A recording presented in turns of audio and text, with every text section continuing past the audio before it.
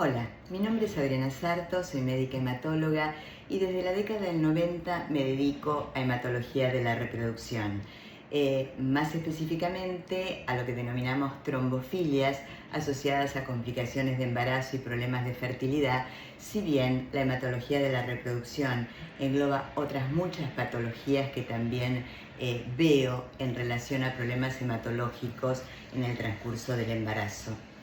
He reaparecido en Instagram después de un tiempo con la intención de compartir con ustedes algunos reels para compartir los conocimientos y la experiencia que he adquirido a lo largo de los años. Probablemente no sean reels tan cortos modo Instagram y se van a encontrar también con alguna terminología científica para que pueda ser de interés no solo para las pacientes, sino también para médicos que no se dedican específicamente a esta patología, pero que les interesa tener conocimientos actualizados.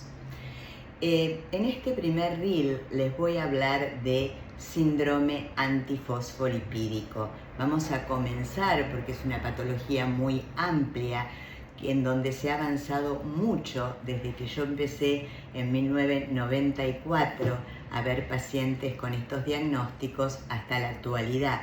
Es un tema muy extenso, muy complejo. Para hablar de síndrome antifosfolipídico, tenemos que comenzar definiendo síndrome. ¿A qué nos referimos cuando hablamos de síndrome en general? Y nos referimos a síndrome en medicina cuando hablamos de un conjunto de signos y síntomas que suelen presentarse juntos y que se repiten en muchas personas y que permiten identificar una condición o enfermedad específica, aunque no siempre se conozca su causa exacta.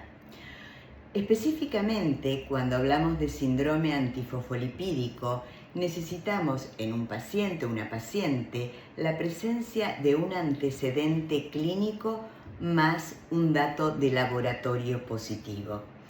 En el caso del síndrome antifosfolipídico, como antecedente clínico, se necesita el criterio del antecedente de trombosis, o sea, de la formación de coágulos, que puede ser en venas, arterias o en la microcirculación. Y o el antecedente de alguna complicación obstétrica, en donde incluimos al aborto temprano repetido, a la muerte fetal de más de 10 semanas o a la insuficiencia placentaria asociada a parto prematuro, restricción de crecimiento fetal o desórdenes hipertensivos del embarazo. Cuando una paciente presenta como clínica antecedente de trombosis o complicaciones obstétricas y en el laboratorio la presencia de anticuerpos antifosfolipídicos con determinadas características, hablamos de síndrome antifosfolipídico. Si lo queremos definir de manera amplia pero completa y detallada, decimos que el síndrome antifosfolipídico es una trombofilia adquirida, autoinmune y sistémica que se asocia a manifestaciones vasculares u obstétricas, asociada a mecanismos inflamatorios y trombóticos y orquestada por los anticuerpos antifosfolipídicos. Vamos a describir cada uno de estos puntos. Hablamos de trombofilia adquirida, autoinmune y sistémica.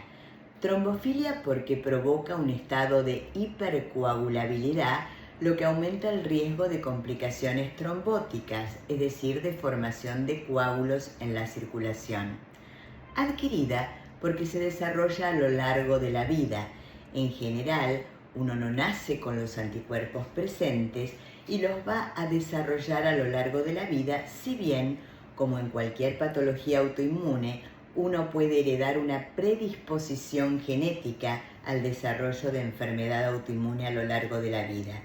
Estos anticuerpos, particularmente en la mujer, pueden desarrollarse con los cambios hormonales después de la menarca, con el uso de anticonceptivos o durante el embarazo. También se lo ha relacionado con situaciones de estrés y con otras condiciones que no está tan claramente determinado.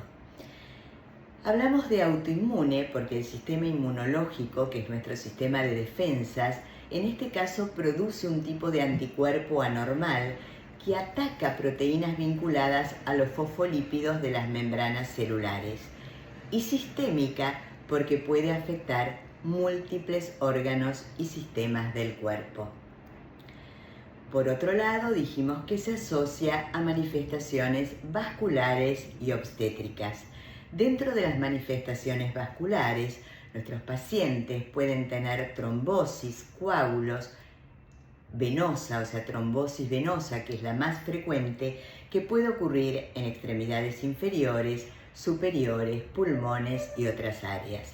También la trombosis puede ocurrir en el territorio arterial, que es menos común, pero tiene peores consecuencias, especialmente cuando afecta la circulación cerebral, lo que puede llevar a accidente cerebrovascular.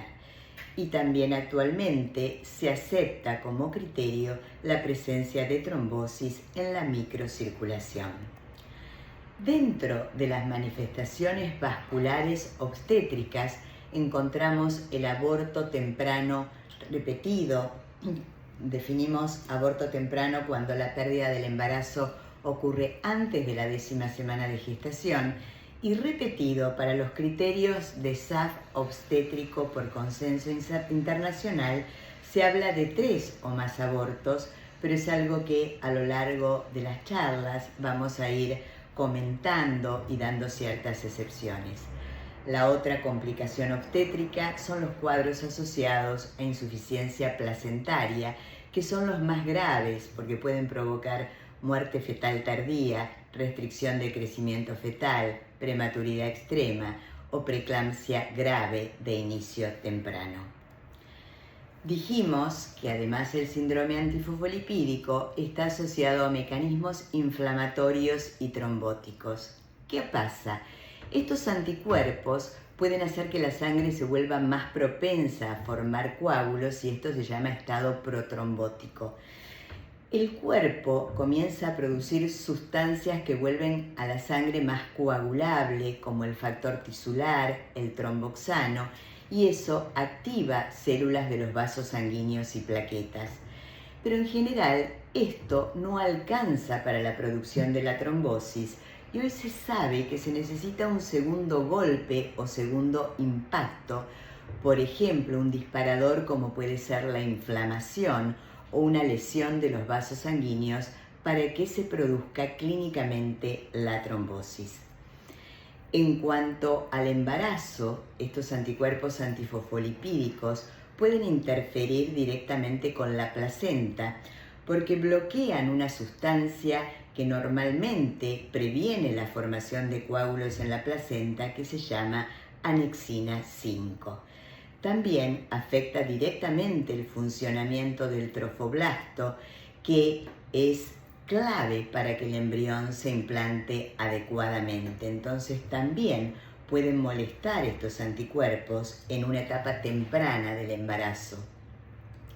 Y produce inflamación de la placenta a través de un sistema inmunológico que todos tenemos, que se llama sistema de complemento, y producir este estado inflamatorio dificulta el desarrollo de un embarazo normal.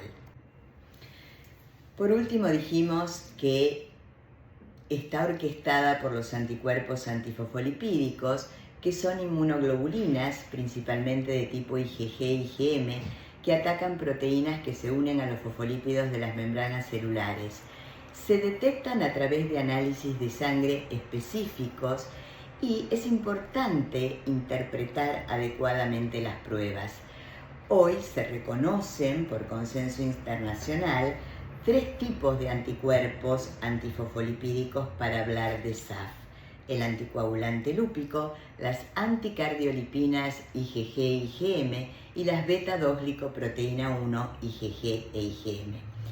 Y deben reunir determinadas características. Hay pacientes que tienen triple positividad, es decir, que tienen al menos un anticuerpo de cada tipo, un anticoagulante lúpico, una anticardiolipina y una beta 2. Hay pacientes que tienen doble positividad y están los que tienen positividad aislada. La triple positividad en particular se la considera un factor pronóstico, ya que estas pacientes van a tener mayor riesgo de manifestaciones clínicas, tanto trombóticas como obstétricas. También se asocia con mayor riesgo la positividad persistente de los anticuerpos y los títulos altos de estos anticuerpos. Estos anticuerpos antifosfolipídicos los podemos encontrar en diferentes contextos clínicos y es importante saber reconocerlos. Cuando hablamos de típico síndrome antifosfolipídico, lo dividimos en obstétrico y en trombótico, según la paciente tenga antecedente de complicaciones obstétricas, que será el SAF obstétrico, o si tiene antecedentes de trombosis, que será el SAF trombótico. En general, las pacientes que tienen SAF obstétrico no hacen trombosis y las que tienen SAF trombótico no hacen complicaciones obstétricas.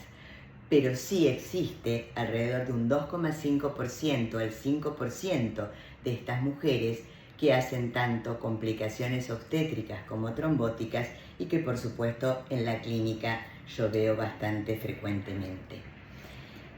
En el otro extremo hay en uno de los extremos hay una forma de SAF poco frecuente por suerte, que es el SAF catastrófico, pero que es muy severo, que se puede dar en mujeres tanto dentro como fuera del embarazo y también se puede dar en hombres. Por otro lado, una entidad cada vez más reconocida es la que llamamos SAF obstétrico no criterio. Muchas pacientes en el consultorio quedan englobadas en esta categoría. ¿Quiénes son? Son aquellas pacientes que tienen antecedentes obstétricos sugestivos de SAF, pero que no llegan a cumplir los criterios hoy definidos por consenso internacional. Por ejemplo, tienen 2 abortos tempranos, no 3, o un aborto temprano con cariotipo embrionario normal, o tienen fallas de implantación en tratamientos de fertilización in vitro, o han tenido preeclampsia posterior a la semana 34 de gestación, y así criterios que no llegan a configurar un SAF de libro, pero sin embargo tienen presentes los anticuerpos antifosfolipídicos que son criterio.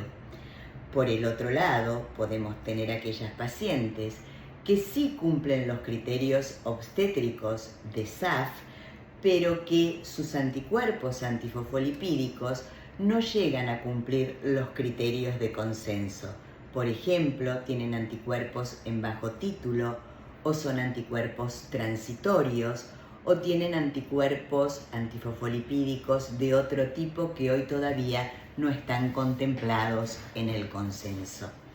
Esta entidad cada vez toma más relevancia de que sea reconocida por los médicos para saber tratarla. Recuerden, SAF obstétrico no criterio.